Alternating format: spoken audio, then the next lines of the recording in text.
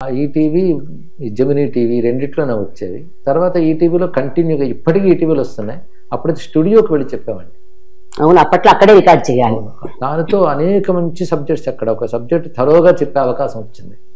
ఒక 1000 శ్లోకాలు ఉన్న గ్రంథమైనా సరే ఎన్నాళ్ళైనా చెప్పే అవకాశం లభించింది. అలా అక్కడ మొట్టమొదటిగా విష్ణు సహస్రనామ భాష్యం 1 సంవత్సర కాలం చెప్పాను. తర్వాత లలితా సహస్రనామ భాష్యం ఎక్కువ కాలం వచ్చింది. అది ఎక్కువగా ప్రజాదరణ, ఈ రెండు బాగా ప్రజల్లోకి వెళ్ళాయి.